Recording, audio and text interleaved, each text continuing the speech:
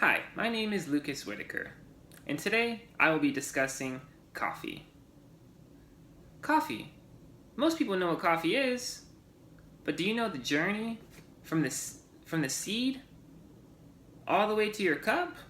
Well, today I'm going to give you a brief overview of how the coffee is grown, how it is produced, how it is processed, and how that affects the flavor of the coffee, and also how coffee is roasted. So, according to an article that I read on a Brazilian website written by Eric Goldsheen, 11 Incredible Facts About the Global Coffee Industry, coffee is the second most traded commodity only behind petroleum. That's a lot of coffee. So coffee must be an important thing in today's world. Let's begin on how it's grown. Coffee, it's grown in around 70 countries. Continents ranging from South America, Central America, the Caribbean islands, all the way to Africa. But Brazil, they contribute almost a third of the world's coffee production. And this is according to an article written by Juliana Melo, the Brazilian coffee industry. There are several types of coffee plants, but the two most common, they are the Arabica and the Robusta. These two plants, they can reach up to 10 feet tall, and they take up to 3 or 4 years to reach maturity. At that point, they will then show red cherry-like beans, or red cherry-like fruits. And these fruits will eventually give out the coffee beans themselves. Each coffee tree is considered to have a good yield if it can produce up to 1 pound to 1.5 pounds of roasted coffee. There are two common ways that this coffee cherry is farmed from the trees. The first way is known as hand-picking the cherry, where it will normally bring a higher quality because most coffee cherries, they don't ripen at the same time. So with the second form of farming, which is used like a machine is used, it doesn't produce as good quality beans, because when the machine gets the cherries off of the tree, they shake it, and so all the cherries will come off at once. And so when you hand pick it, you can choose which bean that is ripe, and so you have a higher quality bean.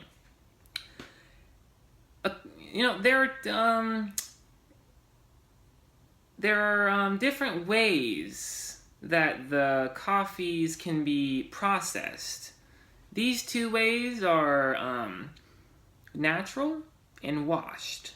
The natural process, it's where the bean naturally splits open from the coffee cherry itself.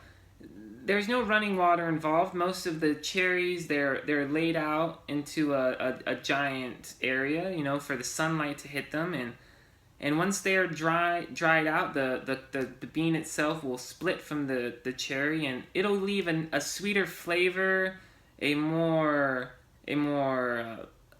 profile that matches the cherry that it came from. And usually the wash process, it's more of a modern way of removing the beans from the cherry.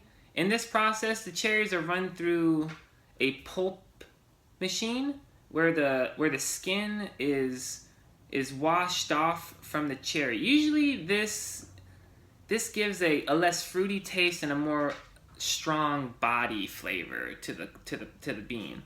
After each process is completed, the green coffee beans are then hand sorted, dried, and they are sent to their next destination, which is the coffee roaster.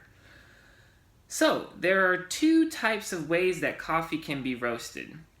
It can either be roasted in a drum, a large drum type roasting where it has a hand that will move around and basically stir the beans up as they are heated from below with wood or gas.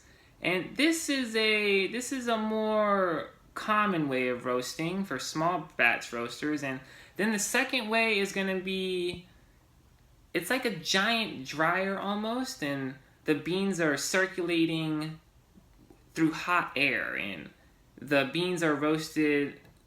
There's nothing touching them except the air. It's just basically a giant dryer of coffee beans.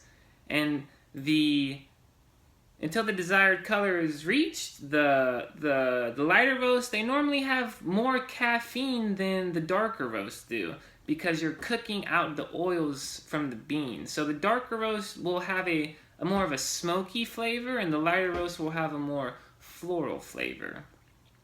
So, in conclusion, coffee, it has to make a very long journey before it reaches your cup, and it changes many hands. It's a magical substance that has been waking people up for hundreds of years, and it's still evolving every day. So, the next time you have your cup of coffee in the morning, you now have an idea of how it gets there. Thank you for listening to my speech today. Have a wonderful day.